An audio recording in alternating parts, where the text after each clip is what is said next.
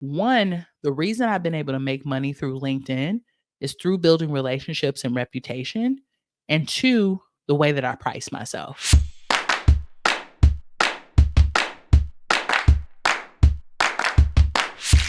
about the bag. Cause I know that's why y'all here. Y'all like $200,000. That's a nice amount of money. I mean, y'all I told y'all I worked at a medical school, right? So that's a cardiologist's salary, right?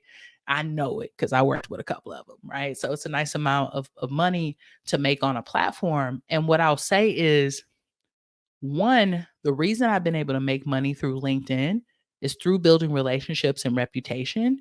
And two, the way that I price myself. It's so I can get to a $200,000 a lot quicker because I'm not speaking and consulting for lower than $3 to $5,000, right? I'm not doing that. I'm not speaking and consulting for lower than that. So it doesn't take me a lot of work to get to that level. So that's the first thing, is the way you're pricing yourself. And if you're not sure on how you want to price your business, like your business model, we do have a free training that I've done on how to price yourself. Just put the word price in the comments and I'll send it over to you. My team member will, because pricing is so important. If you're only charging a couple of $100s, it's going to be really hard for you to get to 200,000, no matter how many people you meet on LinkedIn.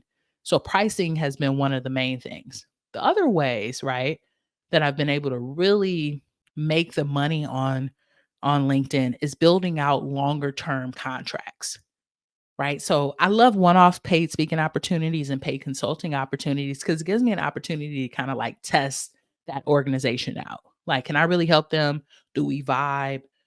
Do the way that I teach and train and develop, does that really help them? Is that going to be a good fit? But after we do it one time, I don't wanna do it one time and just be like, "That's it," and just be a bunch of one-offs.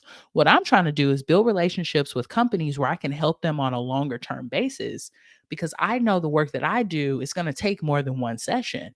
It's probably gonna take a focus group, an external review. It's gonna take some data collection, right? We're doing some really groundbreaking work when it comes to adding culture and inclusive value to companies and organizations. So it's not just a one-off.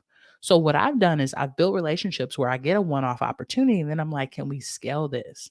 Can I help you on a deeper level? Can we work together for the next year? So when I go back to people and I have a follow-up conversation, and we have a whole follow-up framework that we work on in Speaking for Profit University, my conversation is, this went really well. What it looks like when we 10 times this. Why don't we talk about doing this for the next 6 months? And then I come up with a proposal on how we can work together, right? Not just one time, but over time. That's when we're able to talk about 20, 30, 40, $50,000 contracts, because there's an opportunity for us to not just do one piece of work, but to really build out some infrastructure. So I'm not doing this with everyone. Y'all notice that. It's not the one to everybody. It's the unique few that I work with in a one-off opportunity. It goes really well and I feel aligned. And then I ask them if we can work on a deeper and a longer contract. And that's how I'm able to build that type of relationship and make that type of money on the platform. Now, what I'll say is this: I think the other reason why is because LinkedIn is business to business. So yes, there's a group of people who don't want to be hit up in Messenger and are like, "Yo, this Messenger thing is too salesy. People are doing too much," but that's because you're being salesy.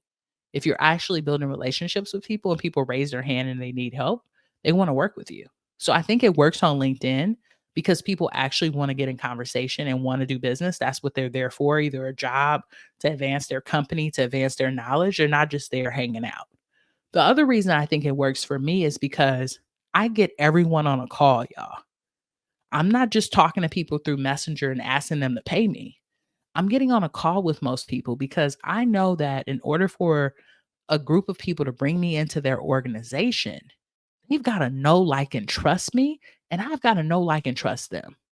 My personal brand is on the line and their business is on the line.